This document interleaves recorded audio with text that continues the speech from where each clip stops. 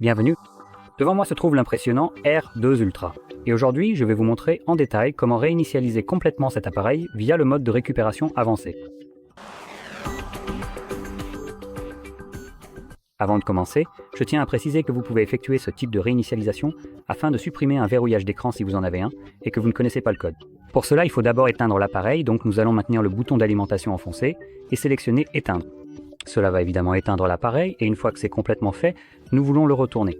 Vous pouvez voir les voyants lumineux, attendez que tous les voyants s'éteignent. Voilà, une fois les voyants éteints, maintenez enfoncé simultanément le bouton d'alimentation et le bouton de volume. Cela va d'abord nous amener au mode de démarrage, qui est ce menu juste ici, et vous pouvez voir cette toute petite flèche juste ici. Lorsque vous appuyez sur volume haut, vous pouvez voir que la sélection descend, ce qui est évidemment contre-intuitif. Vous voulez la faire remonter tout en haut, comme je viens de le faire, et une fois que c'est fait, appuyez sur volume bas. Ce que nous venons de sélectionner, c'est le mode de récupération.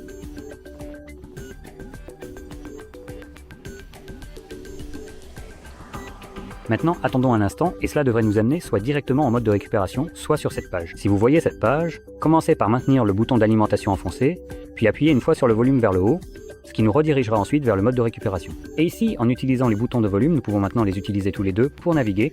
Nous voulons commencer à descendre, donc je vais appuyer plusieurs fois sur le volume vers le bas, afin de sélectionner effacer les données, réinitialisation d'usine. Confirmez-le à l'aide de votre bouton d'alimentation, puis sélectionnez à nouveau la réinitialisation des données d'usine. Confirmez cela. En bas, il vous indiquera qu'il formate les données, puis nous aurons terminé l'effacement des données dans un instant. Allez. Je la prends généralement très vite pour faire ça. De toute façon, une fois que vous avez cela, vous pouvez voir que le redémarrage du système est désormais sélectionné par défaut. Alors appuyez simplement à nouveau sur le bouton d'alimentation.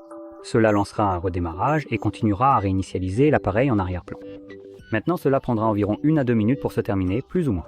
Et une fois que ce sera terminé, nous serons accueillis par l'écran de configuration d'Android.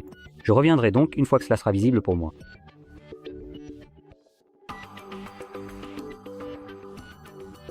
Et comme vous pouvez le voir, le processus est maintenant terminé, et vous pouvez configurer votre appareil comme vous le souhaitez. Donc si vous avez trouvé cette vidéo utile, n'oubliez pas de liker, de vous abonner, et merci d'avoir regardé.